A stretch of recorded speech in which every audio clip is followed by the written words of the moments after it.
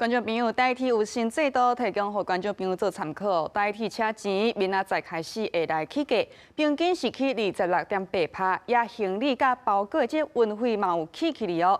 用电子票证坐台铁会当免钱的路段呢，对本地70公里是减做50公里。也若讲列车慢分超过10分钟，你可会当点伫坐车迄个所在，决定讲无爱坐，也迄张车票会当伫一档内来申请退票，未收手续费。 这个台铁的普悠玛，22早起6:48自中华出发，本来是中昼11:45会到花莲，无想到讲伫大港站车故障，慢分11分钟才到花莲，将对游客行程受影响。另外，自8月23开始，台铁有重大新制度开始实施，拿票价全部拢起价，慢分啊超过10分钟也会当退票。有些已经都是计划好了行程，在赶时间啊。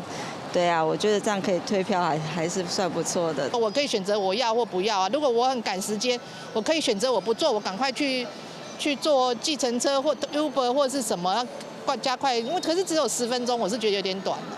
台铁讲，整体票价平均起报差不多26.8%，像大炮到新左营自强号票价会自824起到975，行李加包裹的费用也会起。列车若因为故障或者毋是旅客责任，造成慢分超过10分钟，乘客会当伫咧起乘站选择歪坐车，并且伫1年内办退票，未收手续费。 由游卡登电子票证，坐自强号的免费里程，自这嘛70公里缩短正做50公里，来消套批自强号车厢上过快情形。另外，为了要避免优惠小摊，取消6到12岁，领先将手册儿童的爱心儿童票，不过用来会当卖半票。我们考量到，其实孩童票已经有半价优惠了，那爱心孩童票不应该有再重复的优惠。 另外，配合新票价，台铁26开始的大改点，总共调整386列次，其中180列次变动超过5分钟。